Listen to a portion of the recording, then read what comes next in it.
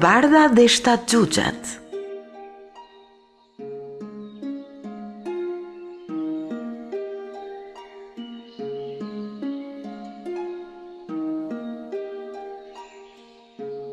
Na ishte njëherë një mbret dhe një mbretresh. Ata e donin shumë njëri tjetrin, por ishin të mërzitur sepse nuk ishin fëmijë. Një ditë të bukur dimri, mbretresha ishte ulur pranë dritares së hapur dhe po qëndiste. Kur pa pritur, shpoj gishtin me një gjilpër dhe 3 pika gjaku ra në dëbor. Mbretëresha psherëtiu. Si kur të lindja një vajzë të bardhë si Dëbora, me buzë të kuqe si gjaku dhe flokë të zeza si korbi. Disa muaj më vonë, mbretresha lindi një vajzë. Vajza ishte e bardhë si Dëbora, buzët i kishte të kuqe si gjaku dhe flokët të zeza si korbi. Mbreti dhe mbretresha u gëzuan kaq shumë për lindjen e vajzës dhe me që ishte e bardhë si Bora, ata e quajtën Borbardha. Por pas ca kohësh, mbretresha u sëmur dhe vdiq. Borbardha kishte nevojë për një nënë, kështu që mbreti u martua me një grua tjetër. Mbretresha e re donte të ishte më e bukura e dheut. Ajo kishte një pasqyrë magjike, të cilën shpesh e pyeste. Pasqyrë, moj pasqyrë, kush është më e bukura në botë? Pasqyra tregonte vetëm të vërtetën. Sa herë që mbretresha e pyeste, ajo përgjigjej.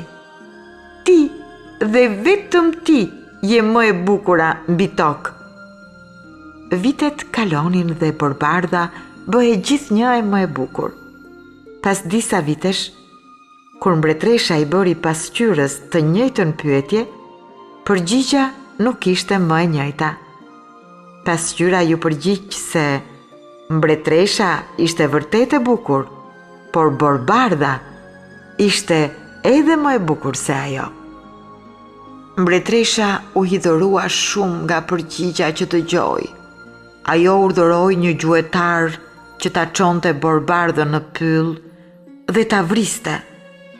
Pasi ta vriste, mbretresha i lig i kërkoi gjahtarit t'i sillte zemrën e Borbardhës. Gjuetari e mori Borbardhën në pyll dhe kur deshi ta vriste, ajo ju lut që t'i falte jetën dhe gjuetari t'i erdhi keq për Borbardhën, e la të lirë në pyll. Vrau një dre, ja mori zemrën dhe ja çoi mbretreshës. Borbardha mori rrugën thellë në pyll, duke i premtuar gjuetarit se nuk do të kthej kur më në kështjellën mbretërore.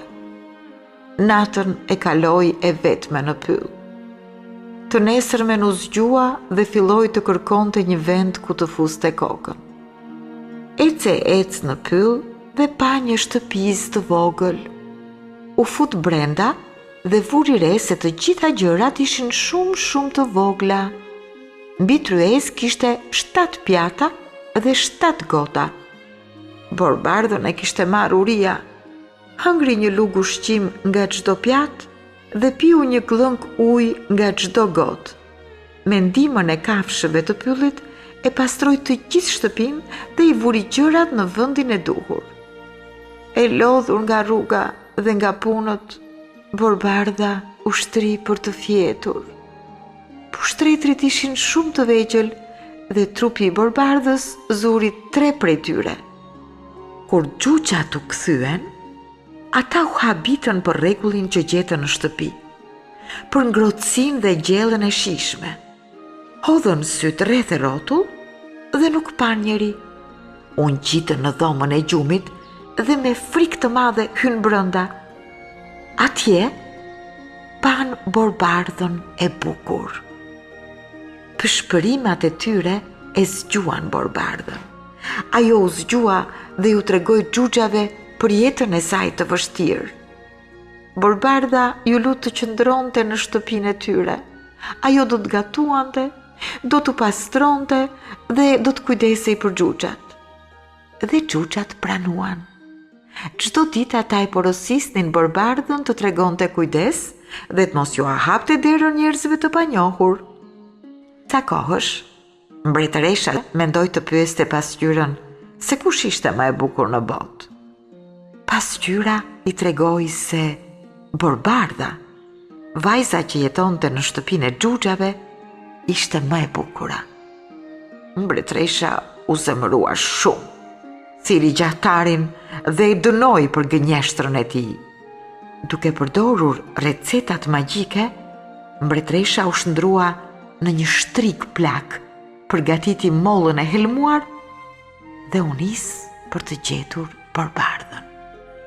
Ecë në përpyll, ajo gjeti shtëpinë e 7 xhuxhave. Shtriga mbretëresh trokiti në dritare.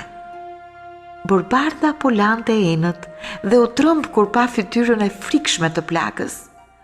Asaj erdhi keq për plakën dhe nuk e largoi. Kafshët dhe shpendët filluan të sulmonin mbretreshën shtrik, por Borbardha i ndaloi. Shtriga i dha Borbardhës mollën e kuqe gjithë aromë dhe i tha: "Mere këtë mollë, moj bi. Ti je shumë e bukur dhe me mua po sillesh shumë mirë. Mendoj një dëshirë dhe kafshoje mollën. Kjo është një mollë i magjepsur dhe dëshira jote do të realizohet." Molla ishte aq e mirë sa që Borbardhës nuk ju durua dhe e kafshoi menjëherë.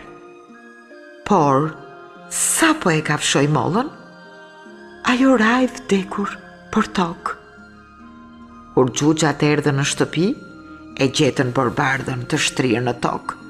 Ata menduan se mos e kishte zënë gjumi, u munduan ta zgjonin, mirë po Borbardha nuk lëviste nga vendi. Ata u mërzitën shumë dhe filluan të qanin për të. Borbardha ishte aq e bukur, sa që xhuxhave u vinte keq ta varrosnin. Ata ndërtuan një arkivol prej qelqi dhe vendosën në pyll, në mënyrë që sa herë të kalonin andej ta shihnin dhe të flisnin me Borbardhën. Një ditë, kaloi aty pranë një princ, i cili u çudit me bukurinë e Borbardhës. Ai u lut xhuxhave ta puthte një herë këtë vajzë të bukur.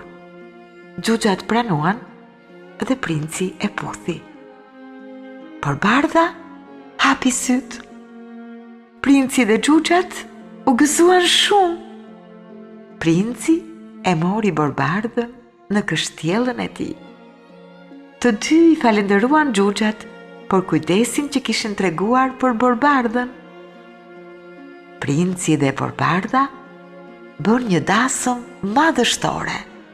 Të ftuar ishin edhe 7 xhuxhat, që nga ajo ditë Borbardha jetoi e lumtur dhe e gëzuar.